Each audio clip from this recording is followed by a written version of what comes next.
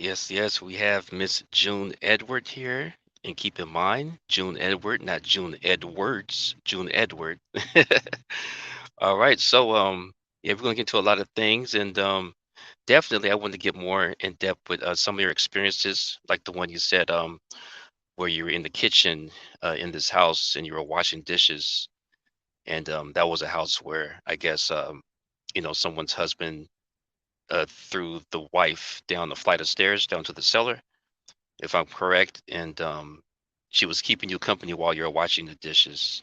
We need to get into that, but also definitely I want to start it off with the three different types of relationships. So if you can get into that real quick, that would be pretty cool. I appreciate you. Hi, how are you? So, sure. My latest bestseller, All's Fair in Love and Karma, speaks about the three different types of relationships that we have. And they are karmic, soulmate, or a twin flame. And everyone has lots and lots of soulmate and lots of karmic relationships. And everything is relationship, whether it is a work situation, business is a relationship. You're in a relationship with your customers, your clients, your boss, your employees. You're in a relationship with your friends, your family. It's not just a romantic relationship. So every relationship is here to teach you a lesson. There are 5 major lessons that we're all here for our souls to learn. And a karmic relationship, you'll know it's a karmic relationship because it never really feels quite right. It's like you're always waiting for the shoe to drop or looking for the red flags. And as soon as either you learn your lesson or the other person learns their lesson, that relationship ends immediately. It's like you wake up one morning and say, why do I even have this person in my life?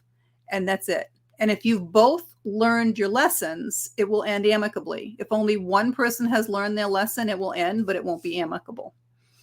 And a soulmate relationship is there, same thing, for you to either learn a lesson or teach a lesson, but it's also there for you to be afforded some love and comfort along the way. And you know it's a soulmate relationship because it just feels really good. It feels like you've known each other a long time. You connect very quickly. It might even move very quickly.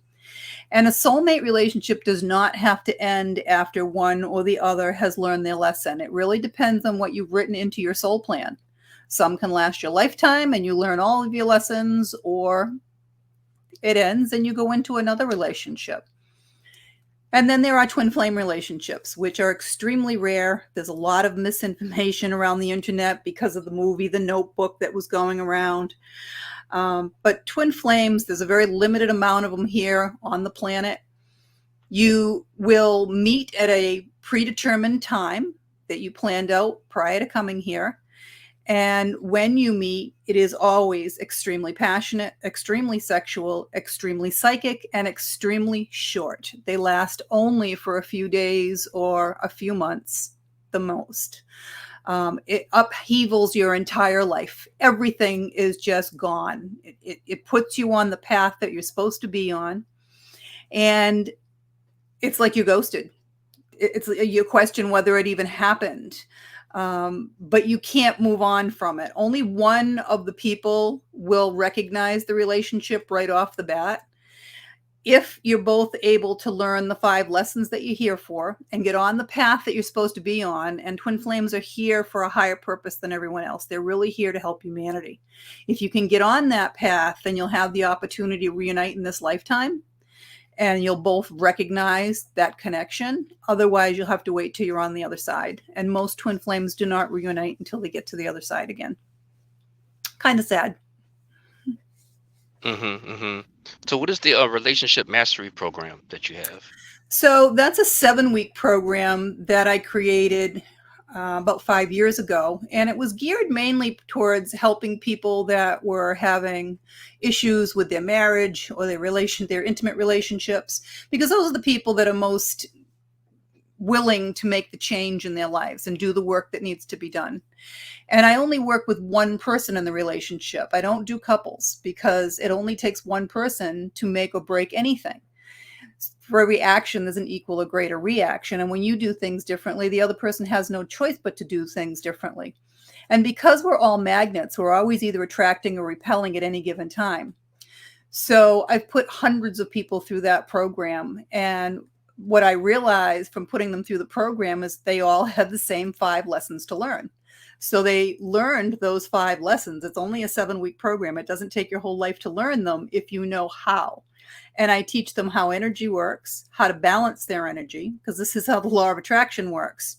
Everything in the universe has to stay in balance. If you raise your vibration and the law of attraction kicks in and you can't balance your energy, you crash and you lose it. And this is why most people that teach the law of attraction, people can have it happen and then it's gone and they don't understand why. You have to balance your energy. So I teach people how to get in touch with their soul, how to make decisions from their soul, and then they can have anything they want in this world. It's like Christmas. Everything just starts coming to you. And when you balance your energy, you maintain it. Yeah, yeah. So the meditation, I guess that helps to balance the energy. Is there any other, type of thing we It, could do? it takes 7 weeks to teach you how to balance your energy. That's why there's a program for it. It's not easy to do. And some people have to do the program 2 and 3 times, to be honest with you, because if they don't do it in a timely manner, if they don't do it in order, it doesn't work. Your energy doesn't shift. You have to shift, balance, and reshift. Mm-hmm. And the binaural tones, the Monroe Institute, we could use those, right? I'm sorry? The binaural beats, the Monroe Institute. Are you familiar No, with? no, not at all. Not familiar with them at all. I have my information I get from the other side. I don't sit here and look at everybody else's stuff, to be honest with you. I get my stuff from the other side and I put out what they tell me to do. That's it. Mm-hmm. Okay. So does everybody have like a guardian angel? Um, Everybody does have a guardian angel. You're when you decide to come back into this lifetime and you're going to be born, usually it's a relative that steps up to offer to be your guardian angel. A guardian angel is not an angel. It was a human being at one point in time on this earth that wants to look after you for whatever reason. If no one steps up, then they appoint someone. And that guardian angel can change. It's rare, but it does. Suppose you had a dear friend that passed away and you had a really deep connection with them and they wanted to be your guardian angel, they can ask on the other side and they can step into that position as your guardian angel, and the original one will step back. So you actually have two because the other one's going to oversee the first one. And a guardian angel can step in at any time to help you. You don't have to ask. Unlike angels, angels are a completely separate race. They were never human. They cannot help you unless you ask. That's their law. That's their rule. There's rules on the other side, just like there are here. So when you ask, is there anything in particular we have to say to ask? Help! That's all. Just call on the angel that you want, or call on any angel that can help, and they will. You know, you can ask for specific angels. You want to sell your house, ask for, Archangel Joseph. If you want to find something, Saint Anthony, he's actually an angel. If you want a protection, Archangel Michael. Every angel has there's different angels that have different plans, but, I want a parking spot, I just call on a general angel and guarantee I get the front spot every time. Yeah, that's what I mean. Like, calling on the general angel. So if you're calling on an angel, let's say you're not religious, like, what do you say? I'm not Hey, random. religious. I learn the names of some of the angels. There's millions of angels, but if you want something really specific, like help me sell this house, help me rent this house, you want to call on the specific angel if that's his job. If you want protection, you don't just call on random angels to protect you, because they can do it okay, but not as good as what you may need. So you call on Archangel Michael, because that is it's one of his primary jobs. He has many jobs, but it's one of his primary jobs. Okay, and you know that from knowledge of the other side, correct? Correct. So they're always teaching me from the other side.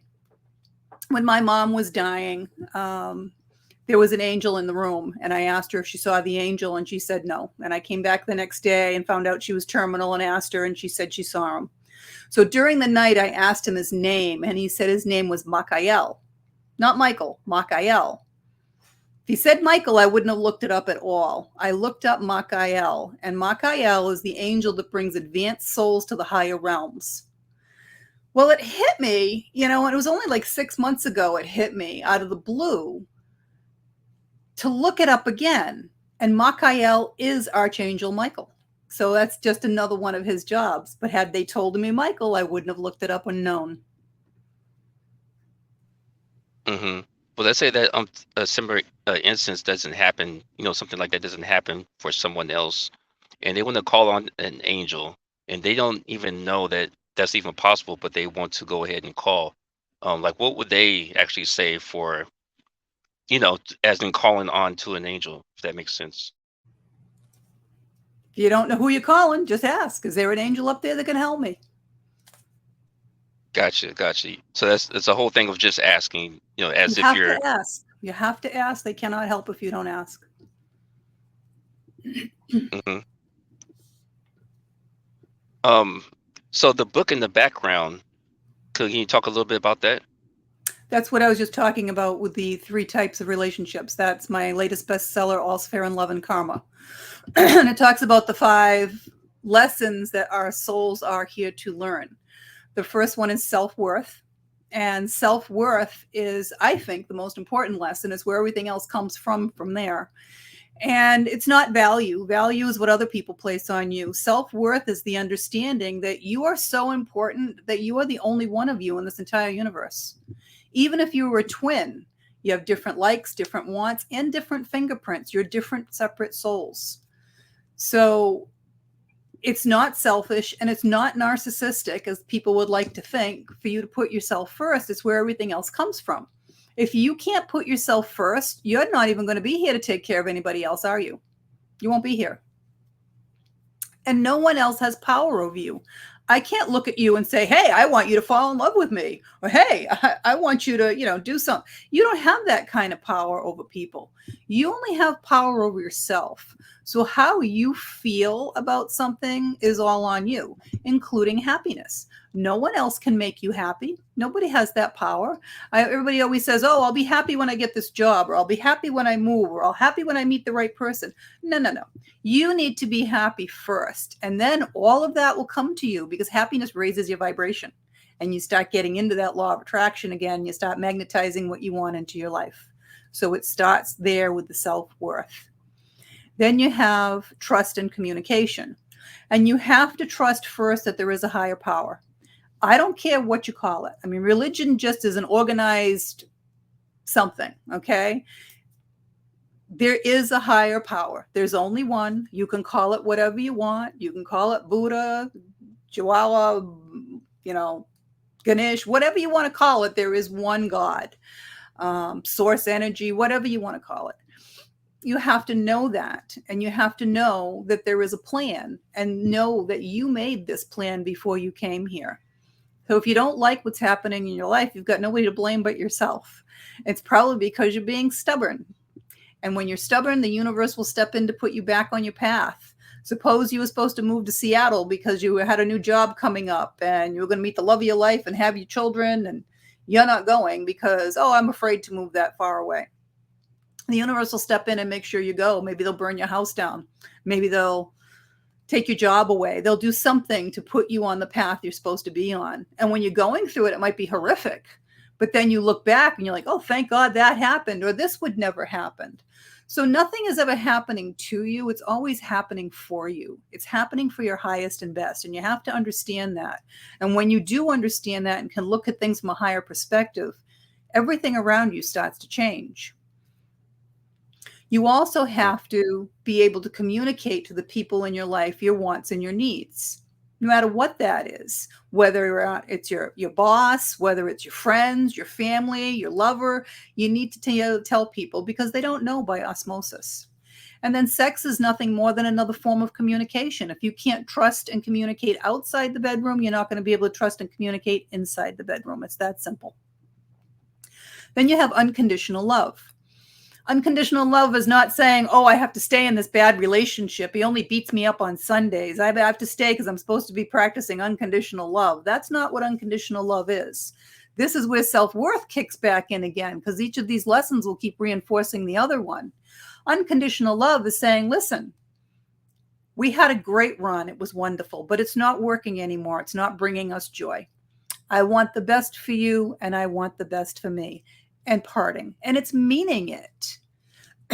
It's meaning that you want the best for that person. It's not waiting for the weekend and bad mouthing them to all your mutual friends. It's really wanting the best. And what you put out there, you're going to get back. It's that simple. Suppose you had a child that you love dearly. You love them unconditionally. Something happens. They murder a neighbor in a fit of rage and they go to prison for the rest of their life. Certainly you don't like what the child did, but hopefully you're still going to unconditionally love your child. And for those people that are stubborn and still can't learn the lesson, oh, there was conditions there. It was your child, or it was a relationship. The universe will take it one step further. Maybe a drunk driver will take your child away from you. Then what? Right? Are you going to hate the driver for the rest of your life, or are you going to understand that there's a lesson in there for everybody? There was a lesson for the driver, a lesson for you, a lesson for everybody. This is what it's all about. It's all about the lessons. So unconditional love is a big one. And it starts with you. And there you go back to the self-worth again. You have to unconditionally love yourself, because guess what? You are perfectly imperfect the way you are. And you're always where you're supposed to be at any given time. So regrets, guess what? They actually don't exist. Throw them out the window. Then you have money and balance. And money is energy. That's why it's called currency. And it's what we use in this 3D world here to show whether or not your life is in balance. Everything has to be an even exchange of energy, and everything in the universe is energy. And everything has to stay in balance. This is why you have heaven and hell. You have right and left. You have day and night. And you don't walk into a grocery store and prop down $1 million to buy a bunch of bananas, right? Not yet. Because it has to be an even exchange of energy. So if you're over there working 2 jobs, or you're working 80 hours a week, guess what? Your life is out of balance. You're not going to have time for your friends, your family, your own hobbies. And then if you're just saving all that money, you don't have enough self-worth. That's going to kick back in to spend the fruits of your labor on yourself. So this is where money comes in, and you have to understand, because it's energy, it has to flow. What you put out will always come back. The universe wants you to live in a life of abundance. No one is meant to live a life of lack. Even the beggar on the street, if he wants a hot meal and a bed for the night, all he's got to do is ask, and I guarantee you it will be provided. You do the work, you get the reward. You ask, and it comes up for you. And then the last one is patience, because it will come up for you in the time that it's supposed to come up for you. Everybody wants instant gratification right now. They want everything right now. And it doesn't work that way. How foolish would it be if every little girl that wanted to get married and have babies, the stork starts delivering them, right? It happens in the time that it's supposed to. And if you're getting up there in age and your biological clock is ticking and you haven't gotten married and you haven't had children yet, it's because that's the way you wrote your plan. And it doesn't mean it's never going to happen. Maybe you're going to marry somebody who's older or younger and you're raising their children for them. You have no idea. You're not supposed to know the whole plan. If you knew everything that was going to happen in your life, you wouldn't get out of bed in the morning. But you do have to trust it, and you have to understand why things are happening. And when you do that, you can really start to enjoy the ride a little bit better. When you said earlier, the universe gives. So what in that context, what are you referring to when you say the universe? So there's a whole big everybody back there that you can't see. You can't see the air you're breathing, but it's there. You can't see the microwaves cooking your food, but it's there. And everything is energy. So, on the other side that you can't see, it's like a two-way mirror. They're banging on it saying, "Hey, I'm here. I'm here." They can hear you, see you, touch you.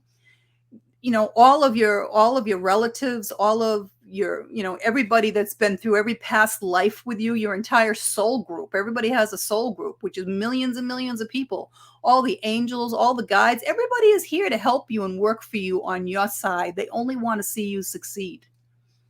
All you have to do is accept the help, understand. Angels talk in binary code and numbers. They're constantly trying to put you on your path and put you where you're supposed to be and help you make this journey a little bit more enjoyable.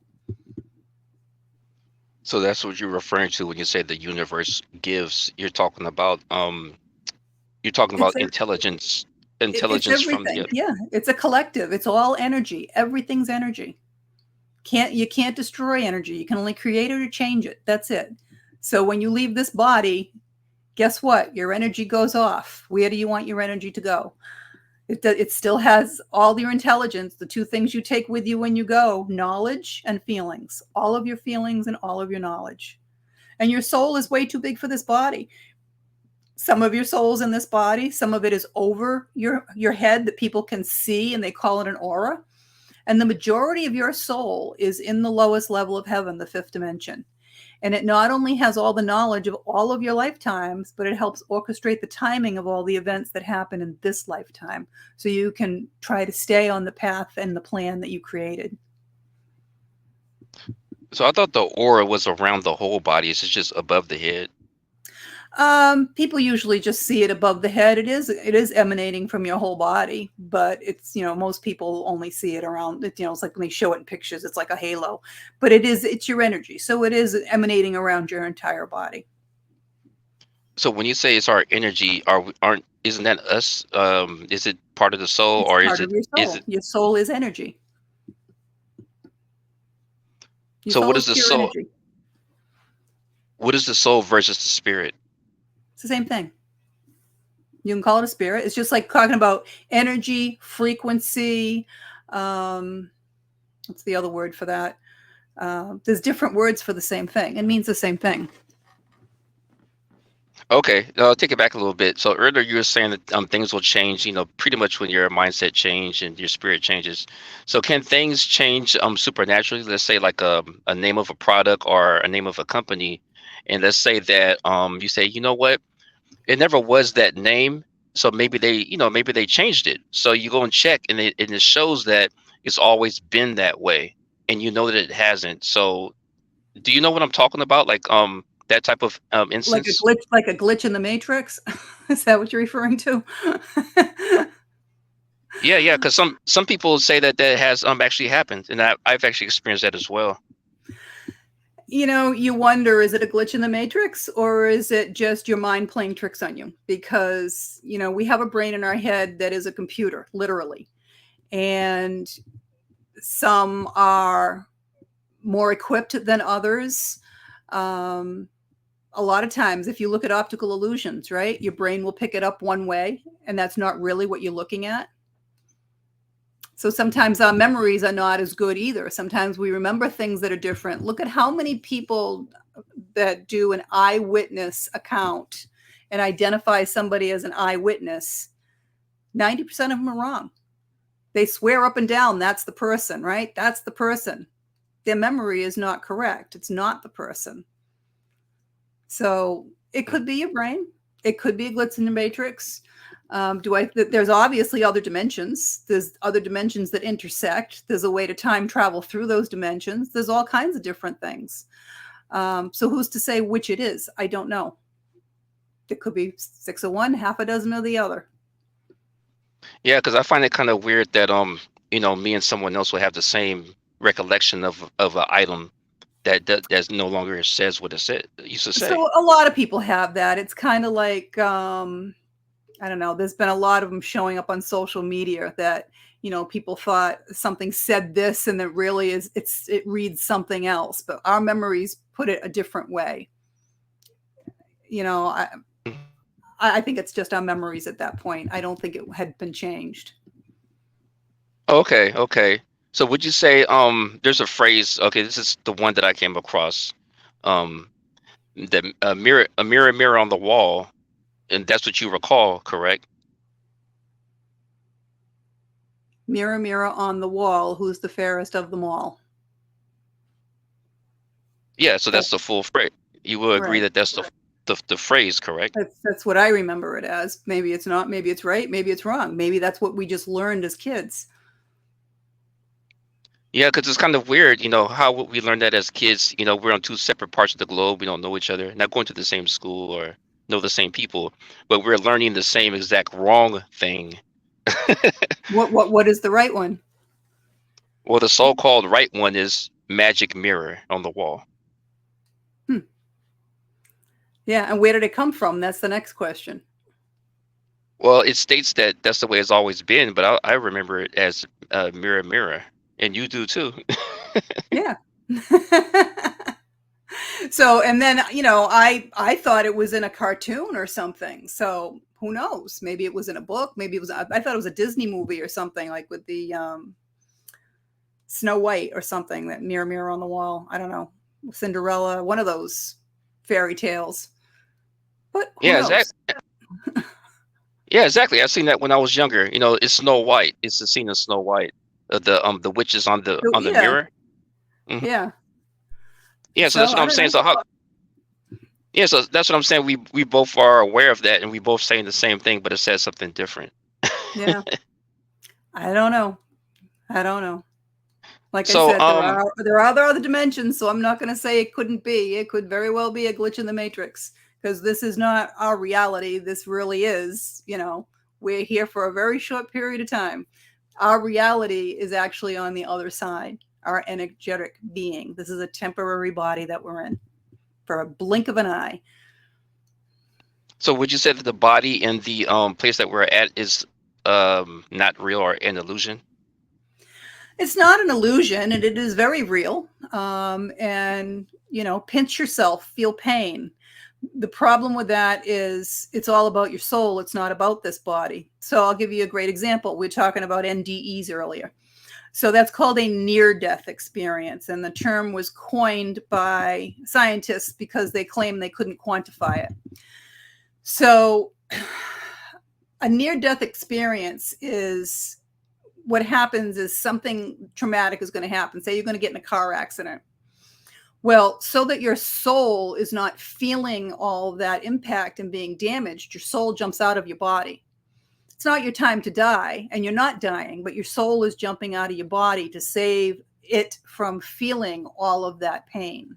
Okay. So we're here real enough so that our soul can be damaged and can feel everything that happens to us here. And that's the point of coming here, because we learn our lessons faster here than on the other side, and faster yet within relationship.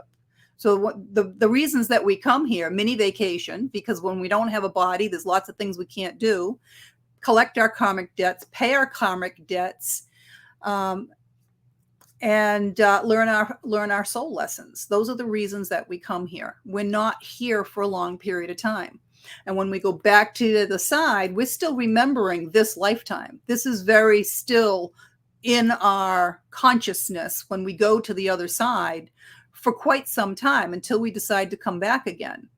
And, time is different too. The faster you move, the slower time is. So I died. I did not have a near-death experience. I literally died.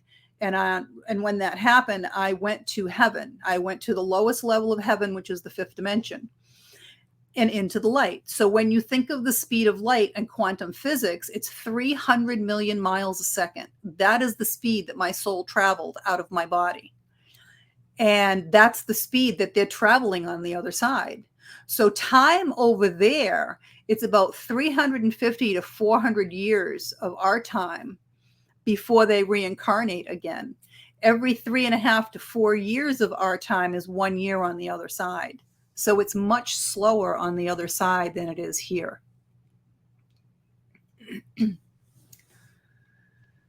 Wow. So were the streets paved with gold, or was a lot of stuff Yeah, no, I made haven't of seen gold? any gold on the other side, to be honest with you. Okay, okay. Yeah, haven't seen W- any gold over there. I can go back and forth to the lowest level, which is the fifth dimension. I have the ability to go back and forth to that level at will. They've shown me levels beyond that, but I have not been able to go there. And for what I see when I'm there is a lot of white, a lot of white, a lot of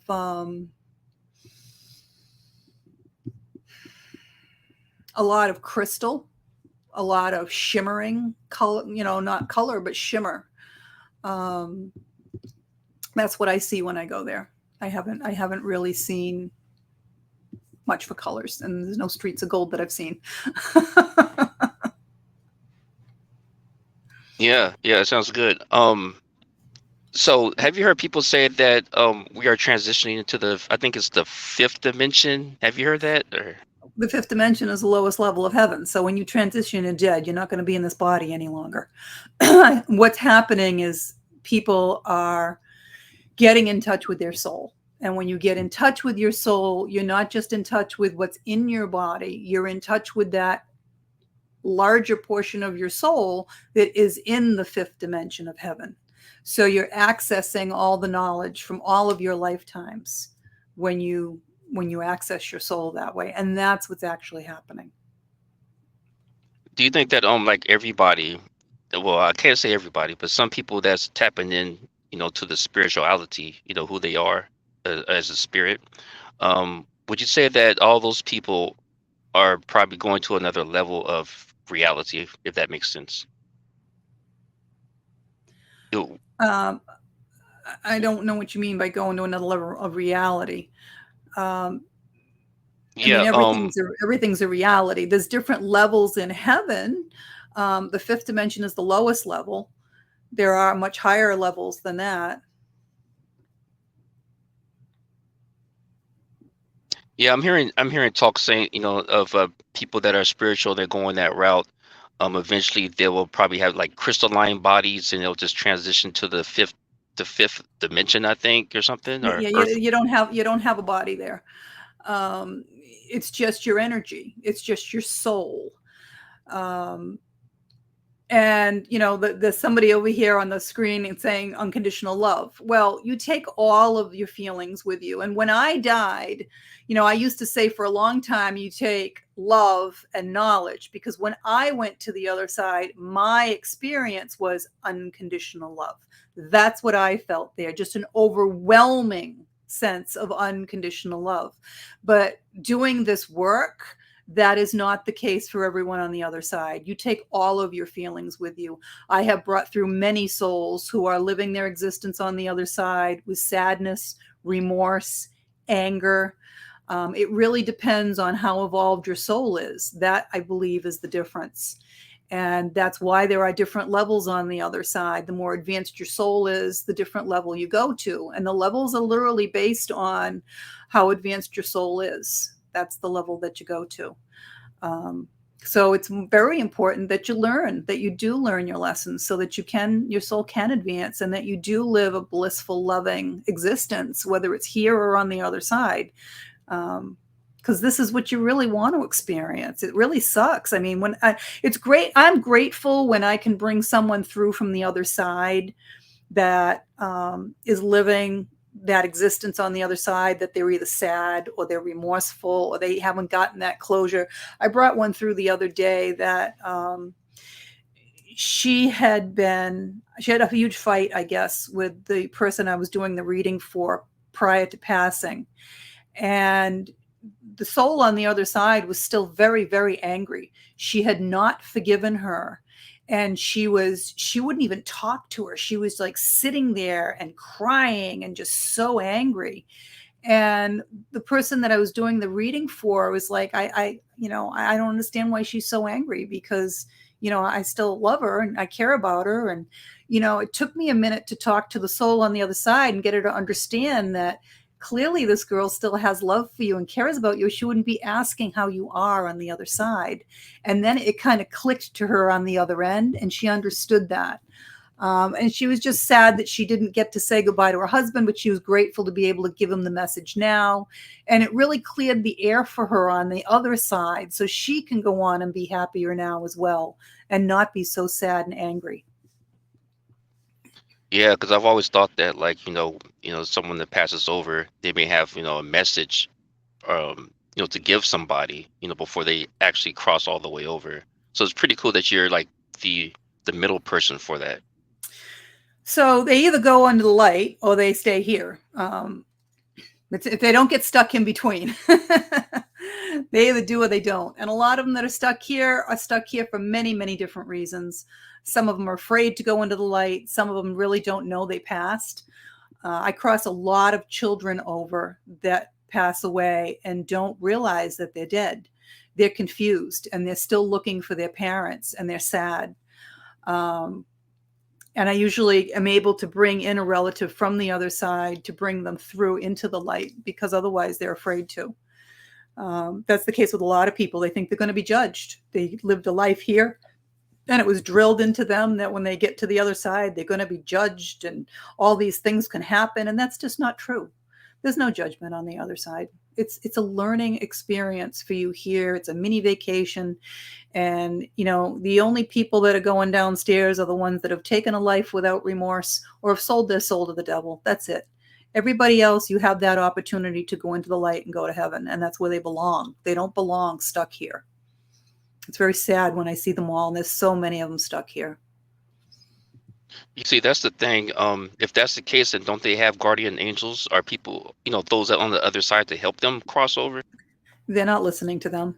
They're stuck in their own little world, basically, of fear. And so that's the whole thing. When you're here and you're in this body, you're having a 3D experience here in this lifetime. This is why you're not supposed to be remembering your past lifetimes. You remember as an infant, and then you start forgetting it so that you can live this lifetime that you planned here and do what you're supposed to be doing. And while you're in this body, we have brains in our heads. And our brain, again, is a massive computer.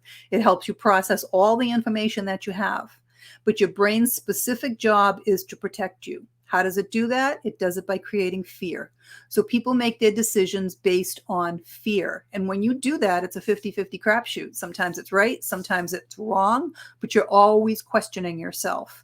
And you take that fear with you to the other side. When you pass, you take all of your feelings, including fear.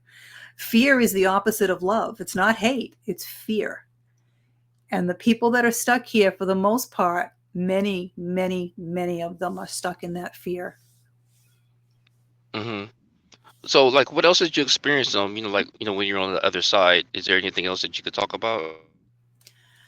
So I read Akashic records, which are people's past lives. Every religion talks about the book of life. When you're born, everything that happens in this life that you planned goes in your book of life. And I cannot read someone's book without their permission, but I got there accidentally the first time that I got there. And I'm like, wow, where am I? And they're like, oh, you're in the Hall of Knowledge. And I'm like, well, I'm all about that. So, show me more. And they took me over to this, like a circular pit, basically. If you look down, it's just circular all the way down, full of books and all the way up. And they grabbed, it floated up, and they handed me my book, and I took it into a side room, and I opened it up, and it projected like a 3D movie, just like, when I had my own life review, when I died, it was the same thing. It's like sitting in the front row of an IMAX theater. And I was able to look in my book of life for a little bit. And I had no idea. This was when I was just starting my training, and I had never heard of the Akashic Record Room. I'd never heard of anything. And I came out of the meditation as I was doing meditation training, and everybody's asking me, oh, so what happened? And I explained it, and they're like, oh, you got to the Akashic Record Room. I'm like, okay, whatever you say. And they're like, well, if you get there, you're supposed to be reading them. I said, okay. So they're like, what else happened? I said, well, there was a guy there that was an alien that I'd never seen anything like before. And they're like, oh, describe him. I'm like, okay. I still have never seen his face. I never looked up to see his face. He's very, very tall. He's got to be at least 10 feet tall. And he wears like dusty blue robes, and he's cylinder shaped, and he keeps his arms underneath the robes, and I've never seen what his hands look like either, to be honest. So but he's the one that gets the books for me, and I'm told he's a Palladian. And I did have to do a reading for a woman once who had been abducted multiple times, and she wanted to know why they keep abducting her. And the only alien that I knew to ask was him. So I did call on him, and I asked him why she had been abducted so many times. Wow. Man, it's crazy. So, there's different, what do you call it? I've heard there's like maybe 14 different species of what you call aliens. Do you know anything about that?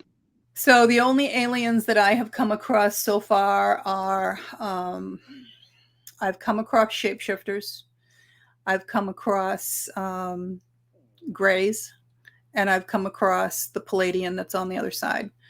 And I have come across 3 people at this point in time that are not human. They are aliens inside of a human body. They're extremely, what's the word I want to use? They're very uncomfortable in a human body, and they're very telepathic. And they know right off the bat that I know that they're not human, and they're not very nice about it telepathically. Okay. Do you know about these beings that people call Octurian? I do not. I do not. I Okay. don't believe I've met any Octorians yet. Okay. I heard people talk about Council and things like that. I have not come across any of that information on the other side yet, or been exposed to any of that yet, so I can't speak to it. So this thing is kind of like the movie Guardians of the Galaxy. There's different types of beings out there, I guess. There's got to be. For us to think that we're the only ones, I think is a little obtuse, right? Um, I agree. we can't be the only ones out there. And if you look back in history, there's lots and lots of evidence that we've been visited here many, many times. So, but what's interesting on the other side, when I go over there, I do not find alien souls mixed in with our souls. I just don't see it. I know there are some over there that are there to help us, like the Palladian that guards the Akashic Record Room and helps me when I'm there. But I do not see alien souls mixed in with our souls. They may be there. I just have not been exposed to it. Okay, so we have a question from Out of Body Experience TV. Are you able to see that? Yeah. Yeah, deja vu can absolutely be a past memory from a previous life. So we bring through from lifetime to lifetime a lot of the traits and things that have happened in a past life. So we reincarnate as men, we reincarnate as women. I'll give you a great example. When I was about 12 years old, I had a very difficult time going underwater. I could swim like a fish, and around 12 years old, I just suddenly panicked and couldn't go underwater anymore. So fast forward when I start learning about the Akashic Record Room and I'm doing that training, I wanted to know how I drowned in a past life. I'm also a trained chef and I've always wanted to go mushrooming. My ex-husband used to go mushrooming and I was afraid to go mushrooming. I had all the books on them and everything, but I was afraid to go get them. I was afraid, everything's going to be poisonous. So when I went back into the Akashic Records and went into my past life to see where I drowned, I had been an herbalist back in around the 1400s in Europe. And when someone got sick, they would come to me and I would make them a potion to get them well. Well, I made a potion out of poison mushrooms and I killed a 12-year-old girl. So it hit me when I was 12 here. Plus, I was afraid of mushrooms here. And my penalty for that was they tied stones to me and they threw me off a cliff into a river and I drowned.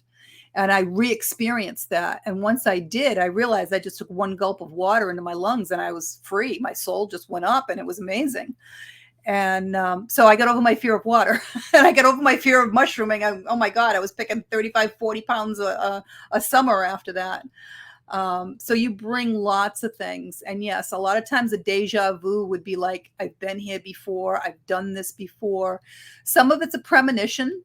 And some of it's you probably have been there before or done that before. And what I mean by a premonition is sometimes, your soul knows what's going to happen and what's coming up. That's that knowing that you get that, oh, I shouldn't do this or I should do that, that knowing. So sometimes you get little glimpses in your soul. So I died when I was 27. Okay. I injured my back when I was 22. And I knew if I had surgery, I was going to die. I just knew it. That was my soul giving me that heads up. And I waited 5 years because I just knew I was going to die. And I waited until I had no choice but to have the surgery. And then the night before the surgery, I had an MRI test done with a contrast dye. And I told them, I said, I think I'm allergic to this. I had it once before and I had a really bad reaction. I couldn't get off the table. And they're like, oh, no, that's normal. That happens to everybody. And what do I know? I'm 27. I'm not the doctor. And sure enough, as soon as they administered it to me, I died. And I did study NDEs a little bit for a TED Talk. And what I've learned is that less than 10% of the people that have an NDE actually die and get to the level that I got to. So I immediately was taken in, a fraction of a second, I was whisked away to that fifth dimension. And then I got a full life review. And it was like sitting in the front row of an IMAX theater and watching my entire life be played out in front of me. Less than 10% get there, less than that get a full life review. And next to no one is given a chance to come back. I was told that it was not my time. I could stay if I wanted to, or I could come back. It was my choice. And quite honestly, I was really thinking about staying because it's just so amazing. And they're showing me this whole movie of my life, but my kids weren't in that, which I thought was interesting. And then I remembered I had two very young children here, and that they were the biggest reason that I decided to come back in this lifetime, and that they brought me the most joy in my life. And as soon as I decided that I wanted to come back, I was back in my body again in a fraction of a second. It was pretty amazing. I couldn't talk about it for a very long time because I would be overcome with that emotion and that overwhelming feeling of love that I had when I was there. And I would just start crying. It was just so intense.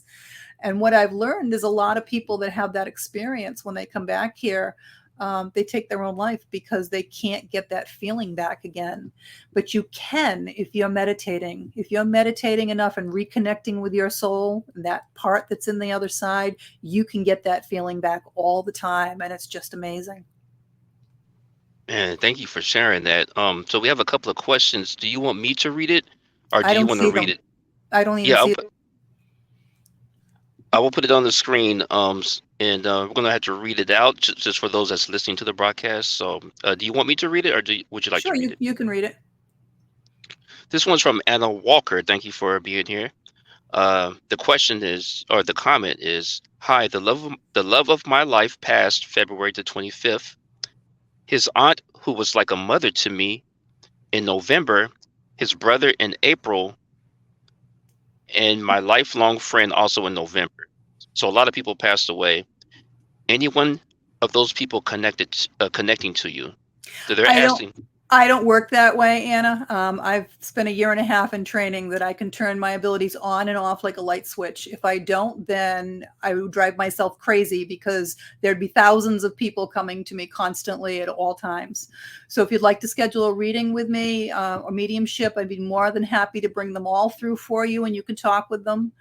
I'm also willing to bet that your life path is probably a nine of diamonds if you look into the destiny cards. I also read those.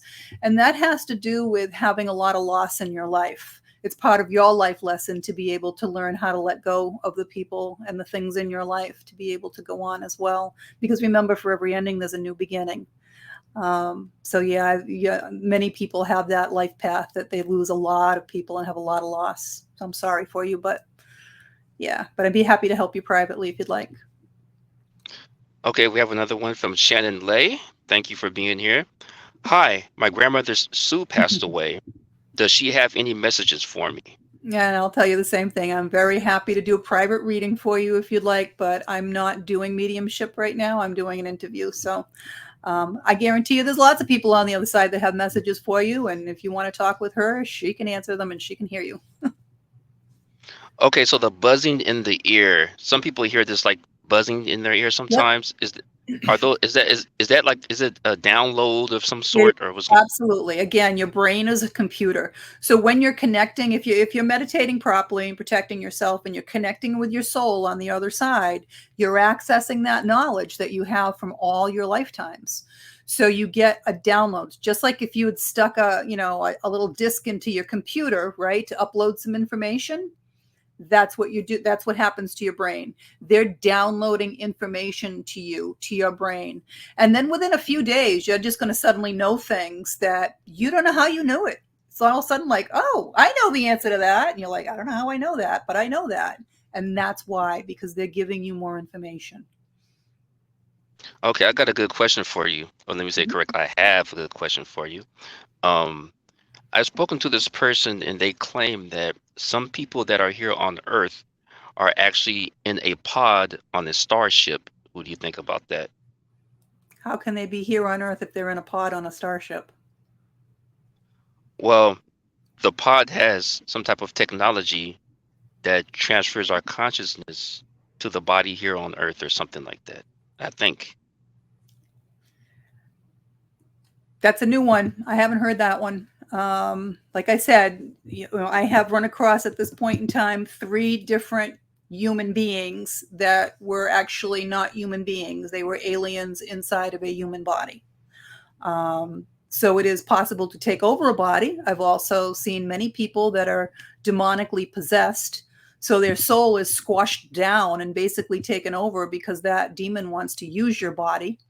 So anything's possible, but I can't speak to it because honestly, I don't have any knowledge of that. It's the first time I've heard that. Yeah, some would say that there's bad spirits. Excuse me, let me rephrase this and put it correctly. Um, the UFOs, those are being piloted by bad spirits, and some would just say, biological aliens. So what do you think? Okay, so first of all, a lot of the spacecraft that you're seeing are not alien tech. They're not alien ships at all. They're your own governments that are doing it because we do have a lot of the alien technology. And they're either trying to duplicate it for their own use or they're trying to cause some hysteria here, one of the two. However, there are also alien crafts that you do see. Most of them you don't see. So just like um, we talked about this earlier, color doesn't really exist. Okay, you see color, because of the shape of your eye and the light reflecting off of an object. Some people are colorblind. They can't see the color. Animals are colorblind, so they don't see color because it doesn't really exist. Okay. So just like we have I can see energy. I can see the souls that are here. I can see them 3D like people, but most people can't for different reasons. Some of it's because of the eye, but a lot of it's because your brain stops it from happening. And I'll explain that in a second too. But there are technologies out there that's like a cloaking. So you're not supposed to see it. A lot of people have been seeing very weird looking clouds lately. Okay. A lot of them will cloak themselves around a cloud and make themselves look like a cloud. And a lot of the times they'll part the clouds to make a portal to get in and out of our existence here, because they're not even coming from this dimension. They can come and go. There's good and bad everywhere. Like I said, everything in the universe has to stay in balance. So just as there are aliens that are here to help us, like the Palladians, there are the Greys, which the Greys do not like humans. They are not here to help us. They are here to harm us. There's also lizards that have been that are shapeshifters that have been living under the earth for hundreds of thousands of years that can shapeshift into human beings. And some people might see them glitch out. They might see the long tongue stick out. Weird things, okay? They're real. They're shapeshifters. They are not here to help us either. So there's good and bad in everything. So you have to understand how energy works and be able to pick up on that. And when I was saying your brain stops you from seeing things, when my dad was 93 and he was dying, he had cancer, and I'd go see him pretty much all the time. And one day I went up to see him, and he says he didn't like what I did. He thought it was a big joke. And in fact, my mom was a medium, and I didn't know that. He kidnapped us and told us that she was crazy.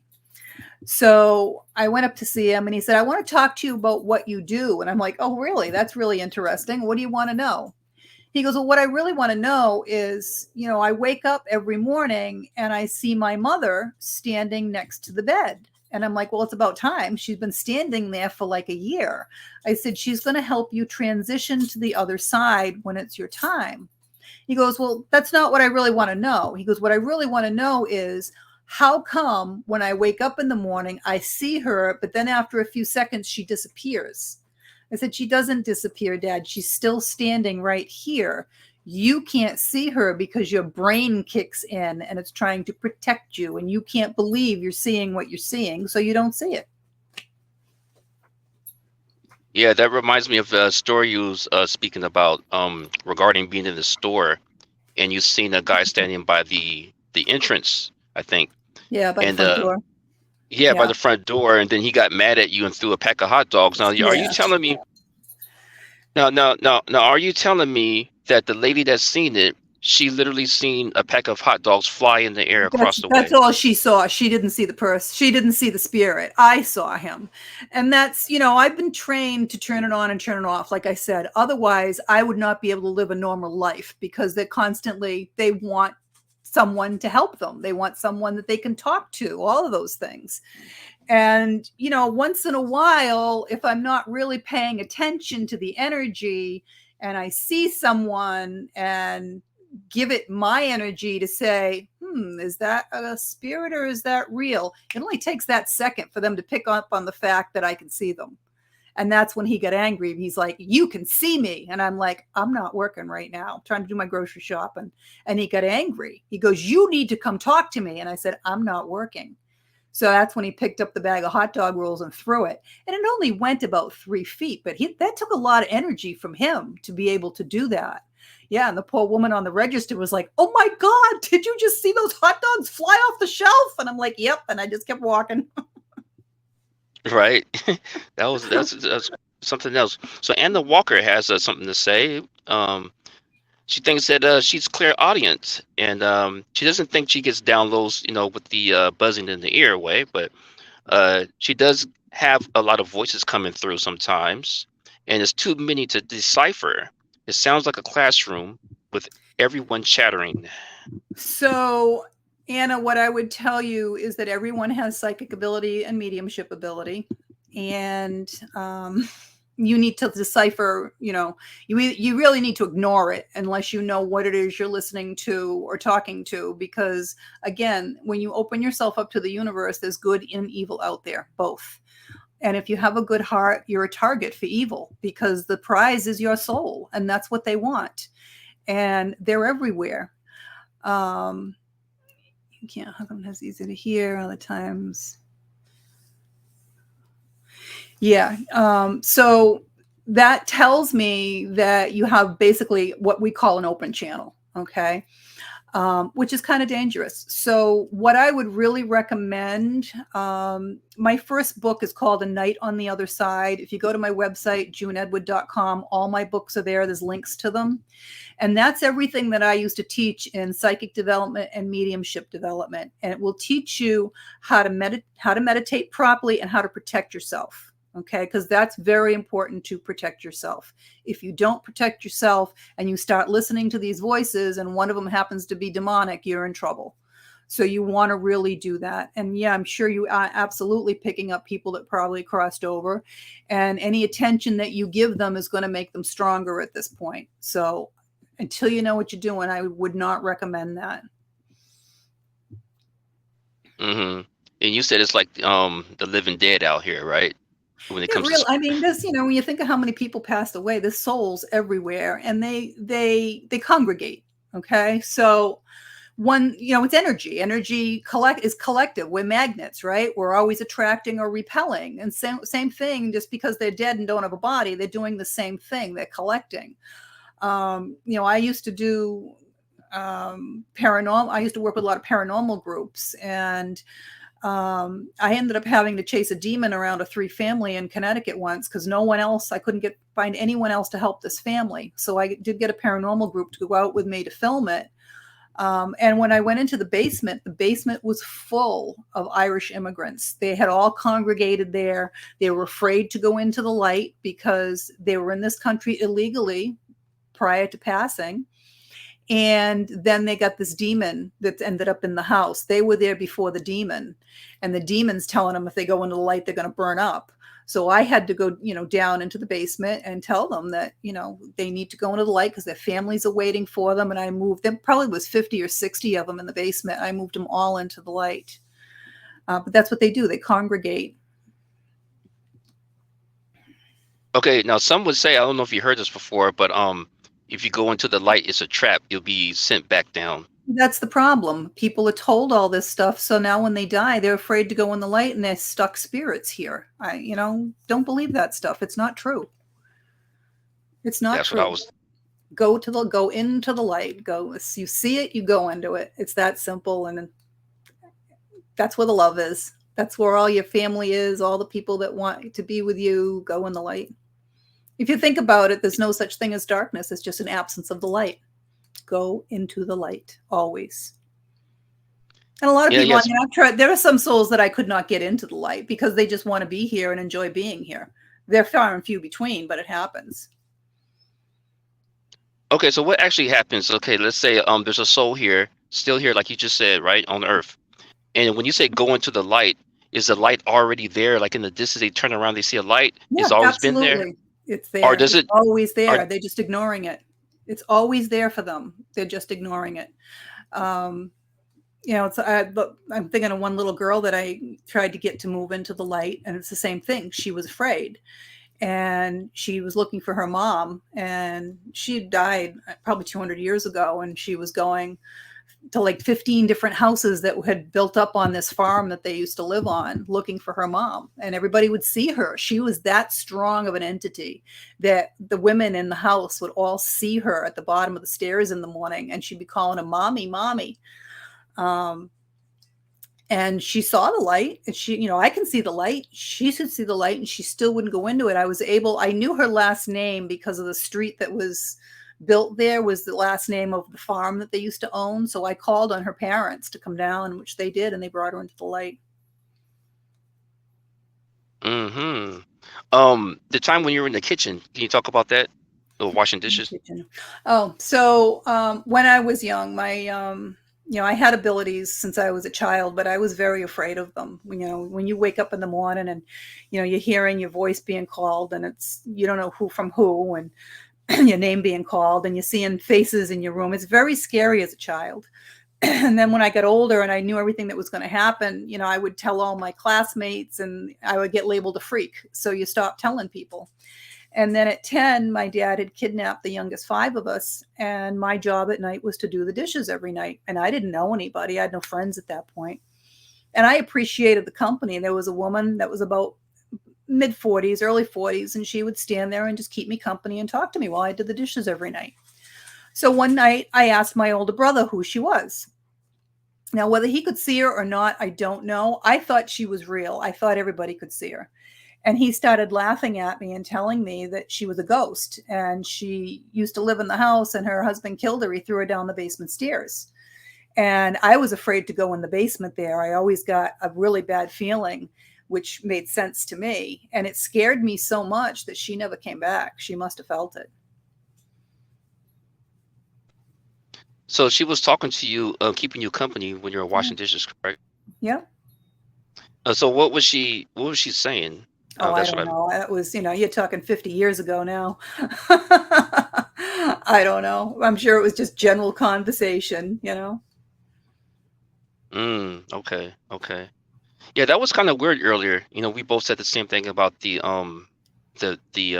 mirror mirror. We both had the Yeah. same recollection, but it's actually something different.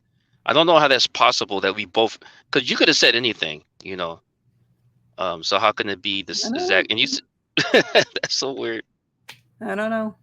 Kids hear things differently too, right? It's just like, this little piggy went to market, this little piggy stayed home, right? As kids, you don't realize the pig going to market's going to get slaughtered, right? You don't think of that in your head when you're a kid. Well, I thought the it was grocery store, right? Kids going to the piggy's going to the market, gonna go get groceries, right? right, right, right. So speaking of pigs, do you just real fast? Do you recall the verse? I will blow your house down. I forgot how it goes. The three little pigs. Yeah, three little pigs. I'll huff and I'll puff and I'll blow your house down. Okay. So here we go again, because I would say that too. But then when I look now, it says something different. What's it say? It says, I'll blow your house in. It might. I don't know. Sometimes maybe we simplify, make things simpler in our brain too. I don't know. Yeah, but yeah. I just wonder how could we both come up with the same actual word? Out of all the words that exist, we both say the same thing. Yeah, no Yeah. clue. Maybe it's kind All of right. like that. Do you ever try that telephone thing as a kid? You take a line of people and you say one thing at the beginning of the line, and everybody says it down the line. And by the time you get to the end of the road, it's completely different. Maybe it's something like that. I don't know. Okay, I think we have one more for you. Out of Body Experience TV's ask, what about specific individuals like Ed McMahon? Do you recall the Publishers Clearinghouse? Yeah, And he actually, what was his role in that? Do you know? I know he did the commercials. Okay, did he ever like show up at people's houses with checks? I do recall that myself. I don't know, honestly. I don't know. I know it's real because they actually showed up at one of my businesses looking for an address, and they had the check to present to a woman that won. Oh, and it was Ed McMahon that showed up? No, no, this was long past. He died a long time ago. So after he died, Oh, I see what you're saying. yeah. Okay. Man, so any other experiences you would like to share? I know you said you only had about an hour. I don't know. Had lots and lots of things happen. Yeah, But exactly. How protecting much? yourself is, protecting yourself. I can't even tell you in this atmosphere right now. Everybody thinks it's politics that's going on. It's not. It's all about good and evil. So you cannot protect yourself enough. I tell everybody they should be wearing some type of religious symbol so that, when an entity comes up to you and is looking for a body and wants an attachment, they see that and they don't want the fight. They'll go find somebody else. Every room of your house should have some religious symbol in there because they'll walk right in off the street. And if they see that, they're more apt to just walk right back out instead of hanging around. Um, you can't protect yourself enough. I can't say it enough. There's so much evil right now. I'm seeing so many people that are getting attachments and possessions. Very dangerous. Okay, speaking of that, we have a question from Golden Sai. Would love for you to tell me who the two new ghosts are around me. Again, I'm not working right now in that capacity, so you're very welcome to schedule something with me if you'd like, and we can see if we can determine who they are. Okay, okay. Well, I know you said you only had about an hour to hang out with us, and I really appreciate you coming through and everybody else. Oh, it's been my And pleasure. yeah, no, hopefully I don't want to sound cliche, but maybe we can get into some more stuff later, Yeah, whenever you have the ability. And yeah, we'll see what happens. yeah, that'd be Okay, great. cool. All right, well, thank you very much. I appreciate it. Okay, And cool. if anybody who's looking for more information, they can go to my website, juneedward.com. There's a free webinar if people want to take it, learn a little bit more about energy and a little bit more about the Relationship Mastery Program. And you can schedule an appointment with me there as well. All right, thank you so much. We'll be in contact. Thank you. All right, have a great night. All right, you too.